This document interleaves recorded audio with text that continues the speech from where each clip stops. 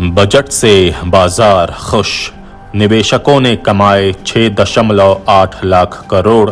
Infrastructure पर विशेष focus, बुजुर्गों पर मेहरबानी। टैक्स स्लैब में कोई बदलाव नहीं। डीजल पर 4 और पेट्रोल पर 2.5 रुपए सेस।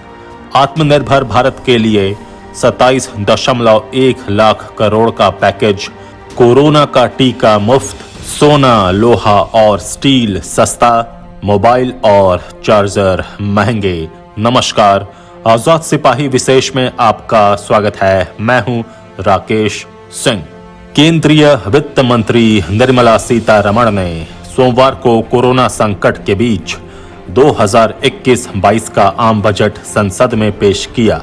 नरेंद्र मोदी सरकार 2.0 के दूसरे बजट में उन्होंने कई अहम घोषणाएं की। सरकार ने 27.1 लाख करोड़ रुपए के आत्मनिर्भर भारत पैकेज की भी घोषणा की। सीतारमण ने आम बजट में 64,180 करोड़ रुपए के परिव्यय के साथ आत्मनिर्भर स्वास्थ्य कार्यक्रम शुरू करने का प्रस्ताव रखा। इस बजट में किसी भी नए कर का प्रस्ताव नहीं है। साथ ही टैक्स स्लैब में भी कोई बदलाव नहीं किया गया है, जिसकी मध्यम वर्ग को काफी उम्मीद थी। कोरोना काल से निकलने के बाद स्वास्थ्य क्षेत्र को काफी कुछ दिया गया है, जबकि इंफ्रास्ट्रक्चर पर खास फोकस दिया। खास तौर पर चुनावी राज्यों को लेकर भी कई घोषणाएं की गई हैं। वहीं इस बजट में बुजुर्गों पर मोदी सरकार ने मेहरबानी की है। किसानों की काफी बात बजट में की गई है। डीजल पर 4 और पेट्रोल पर 2.5 रुपए कृषि सेस लगाया गया है। हालांकि पेट्रोल डीजल पर एक्साइज ड्यूटी घटाते हुए इनकी कीमतें नहीं बढ़ने की बात भी कही गई। वित्त मंत्री ने बजट भाषण में कोरोना के 2 और टीके की पेशकश भी कर दी। लोगों को कोरोना का टीका निःशुल्क दिए जाने की बात कही जा रही है। वहीं सार्वजनिक क्षेत्र की इंश्योरेंस कंपनियों में निजी निवेश को मौका मिल सकेगा। रेलवे में भी निजी क्षेत्र को प्रोत्साहन दिया गया है। वित्त मंत्री ने कहा कि सबसे गरीब तबके के लाभ के लिए सरकार ने अपने संसाधनों को बढ़ाया है। शेयर बाजार में रौनक। यूनियन बजट पेश होने के दौरान शेयर बाजार में रौनक दिखी। लगातार 6 दिनों की गिरावट के बाद सोमवार को बाजार में अच्छी खरीदारी रही।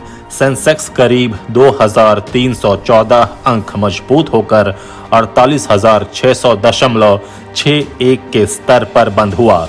वहीं निफ्टी भी 647 अंकों की तेजी के साथ 14,281 के स्तर पर बंद हुआ। बाजार की इस तेजी में निवेशकों की दौलत एक ही दिन में करीब 6.8 लाख करोड़ बढ़ गई। बजट से बाजार को काफी उम्मीदें थीं। बजट ऐसे समय में पेश हुआ है जब कोरोना वायरस महामारी के चलते इकोनॉमी पर दबाव बना हुआ है। सरकार ने इकोनॉमी को पटरी पर लाने के लिए बजट में कई बड़े ऐलान किए हैं। निवेशकों ने कमाए 6.8 लाख करोड़। बजट ऐलानों से निवेशकों की भी चांदी है। बजट पेश होने के बाद कारोबार में बीएसई लिस्टेड कंपनियों का मार्केट कैप बढ़कर 1,92,859.63 करोड़ पहुंच गया, जबकि शुक्रवार को यह 1,86,12,644.03 करोड़ था। यानी निवेशकों की दौलत में कुछ ही घंटे में 6.8 लाख करोड़ से ज्यादा का इजाफा हो गया। बजट में क्या है खास? शहरी क्षेत्रों में सार्वजनिक परिवहन के लिए 18,000 करोड़ रुपए की योजना। सरकार ने शहरी क्षेत्रों में सार्वजनिक परिवहन को मजबूती प्रदान करने के लिए 18,000 करोड़ रुपए की योजना की घोषणा की। दिसंबर 2023 तक ब्रॉड गेज रेल पटरियों का 100% विद्युतीकरण होगा। रेलवे के लिए रिकॉर्ड 1,10,055 करोड़ रुपए मुहैया कराए जाएंगे, जिसमें से 1,07,100 करोड़ रुपए 2021 से 22 में पूंजी व्यय के लिए निर्धारित होंगे। उज्ज्वला योजना में 1 करोड़ और लाभार्थी होंगे शामिल। मुफ्त रसोई गैस एलपीजी योजना उज्ज्वला का विस्तार किया जाएगा तथा 1 करोड़ और लाभार्थियों को इसके दायरे में लाया जाएगा। लघु उद्योग में अब 2 करोड़ तक की पूंजी निवेश वाली कंपनियां। लघु उद्योगों की परिभाषा में संशोधन किया जाएगा और इनके मौजूदा 50 लाख रुपए के पूंजी आधार को बढ़ाकर 2 करोड़ रुपए किया जाएगा। विनिवेश से 1.75 लाख करोड़ रुपए जुटाने का लक्ष्य।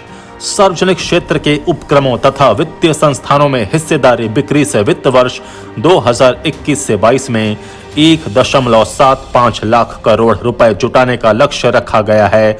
सरकार का अगले वित्त वर्ष में 2 सरकारी बैंकों तथा 1 बीमा कंपनी में अपनी हिस्सेदारी की बिक्री का इरादा है।